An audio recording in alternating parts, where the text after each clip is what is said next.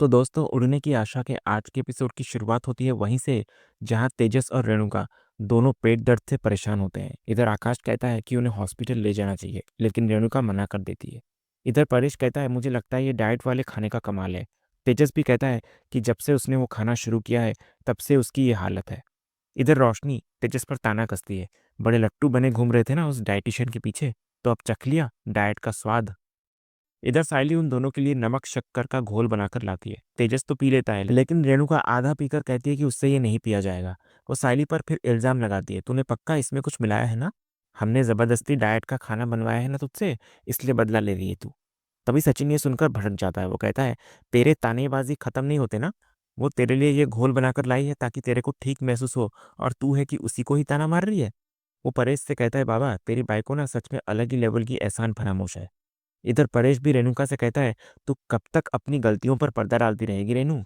ये सब तुम्हारे डाइट की जिद की वजह से हो रहा है। और आधी रात गए साइली तेरी सेवा कर रही है, उसमें भी तुझको परेशानी है। इधर आकाश भी अपनी माँ से कहता है, बाबा सही कह रहा है। ये सारी चीजें ना डाइट अचानक से चेंज करने की वजह से हो रहा है, और इसमें साइली बहन की क्या गलती है? तो तू उनको क्यों डांट रही है? उसके बाद सचिन इधर हंसते हुए कहता है, ये सब इनके डाइट करने का साइड इफेक्ट है। इधर आखिरकार तेजस हार मान लेता है और कहता है कि वो कल से ये डाइटिंग वाला खाना नहीं खाएगा। रेणुका भी कहती है, हाँ तू सही कह रहा है, डाइटिंग वगैरह अमीरों के चोचले हैं, मुझसे नहीं हो पाएगा ये। मैं जैसी हूँ एकदम ठीक हूँ। कुछ देर बाद जब दोनों को थोड़ा आराम मिलता है, तो परेश रेणुका को और रोशनी तेजस को सहारा देकर उनके कमरों में ले जाते हैं। और इधर उनके जाने के बाद सचिन साइली से कहता है, वैसे अच्छा ही हुआ ना साइली, तेरी जो डबल मेहनत हो रही थी डाइट वाला खाना बनाकर, तो तेरी वो मेहनत बच जाएगी। और ये बाबा की बाइकों के बारे में तो हम लोग पहले ही बोले थे, ये जब तक ठोकर न खाए इसको अकल नहीं आती। अगली सुबह डाइनिंग टेबल पर आकाश उदास बैठा होता है। परेश उसका मूड ठीक करने के लिए उसे अपने हाथों से खाना परोसता है।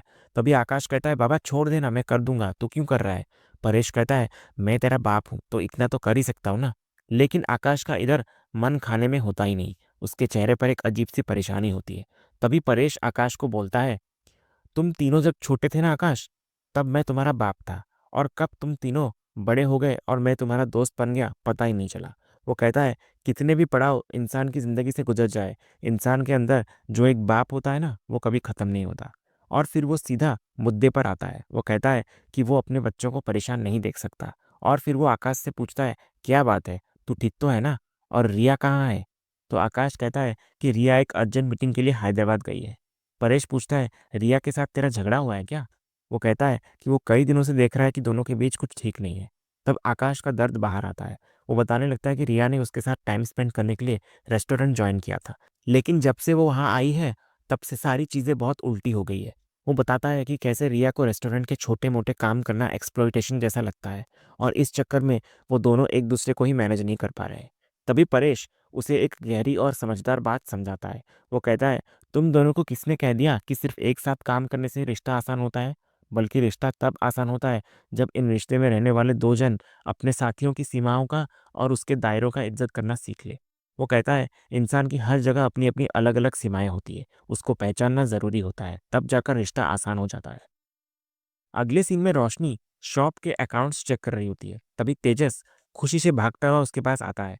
वो कहता है कि उसने उनके लिए मुंबई के बेस्ट 5 स्टार होटल में टेबल बुक किया है।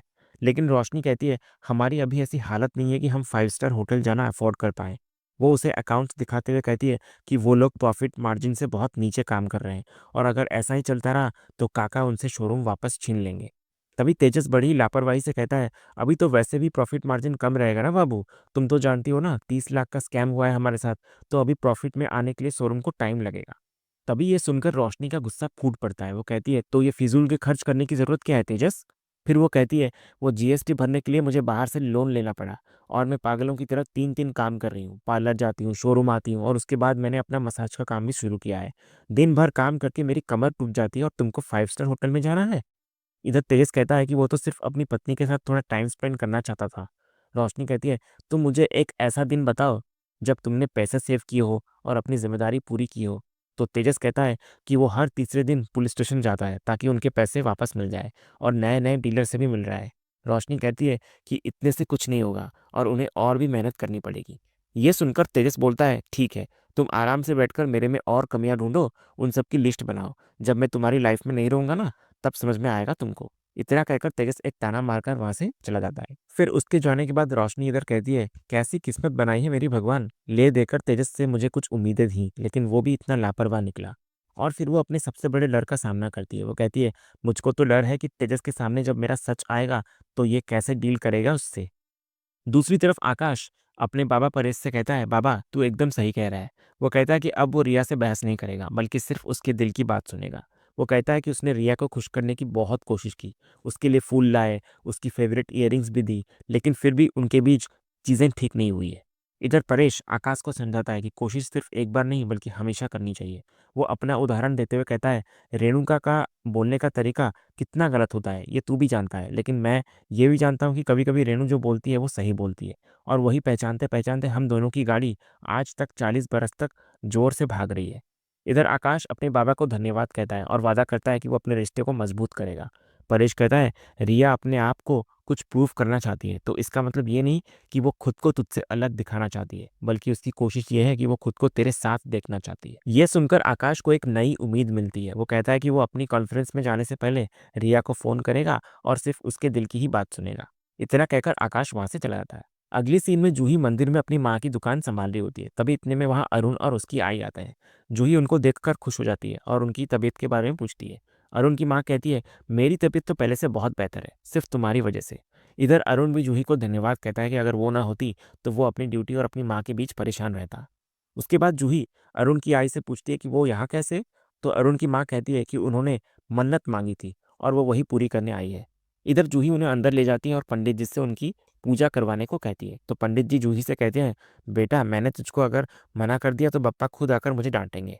वो कहते हैं कि दोनों बहनों ने इस मंदिर के लिए बहुत सेवा की है। उसके बाद पंडित जी अरुण की आई को अंदर लेकर चले जाते हैं पूजा करवाने के लिए। और इधर मंदिर में अरुण जूही से अपने दिल की बात कहता है। वो कहता है कि उसकी माँ उसकी शादी को लेकर बहुत परेशान है और वो उसे यानी कि जूही को पसंद करने लगा है। वो कहता है, जिस दिन से तुमने मेरी आई की देखभाल की है ना, उस दिन से तुमने मेरे दिल में एक अलग सी जगह बना ली है। जूही ये सुनकर हैरान हो जाती है। वो कहती है कि उसने ये सब कभी एक्सपेक्ट नहीं किया था और शादी का प्लान नहीं है उसका अभी, क्योंकि उसके ऊपर बहुत सारी जिम्मेदारियां हैं, इसलिए उसे सोचने के लिए थोड़ा वक्त चाहिए। तो अरुण कहता है कि वो उसके जवाब का इंतजार करेगा। दूसरी तरफ घर पर साइली सचिन को बता रही होती है कि उन्हें जो 1 लाख रुपए का एडवांस मिला है वो काफ़ी नहीं है, क्योंकि सामान खरीदने के लिए उन्हें और पैसों की ज़रूरत पड़ेगी। तो सचिन कहता है कि वो सनम जी के बहन वाले पैसे इस्तेमाल कर ले, लेकिन साइली कहती है कि वो पैसे तो मंदिरा के नुकसान और बाकी पेमेंट्स में खर्च हो गए। तभी सचिन अपनी सेविंग्स देने की बात करता है, लेकिन साइली मना कर देती है।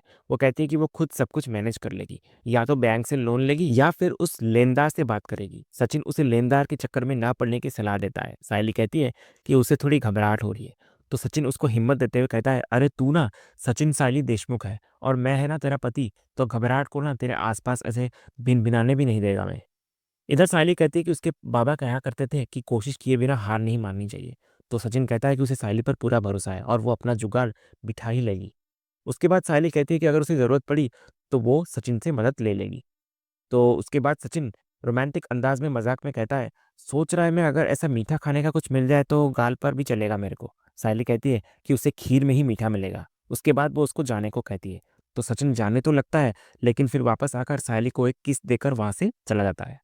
अगले सीन में रेणुका को मंदिरा का फोन आता है। इधर रेणुका उसे बताती है कि साइली को एक और बड़ा 5 लाख का ऑर्डर मिला है।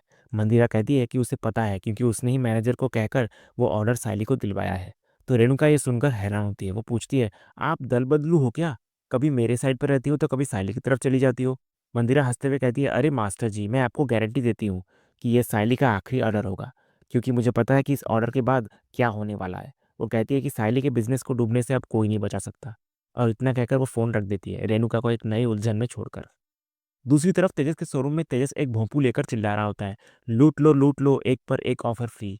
तभी वहां रोशनी आती है और देखती है कि कस्टमर्स सामान भर भर के ले जा रहे होते हैं। वो मनी मन कहती है, ओ गॉड, कहीं तेजस फिर से हिस्ट्री रिपीट तो नहीं कर रहा है। फिर रोशनी तेजस से आकर पूछती है कि ये सब क्या है।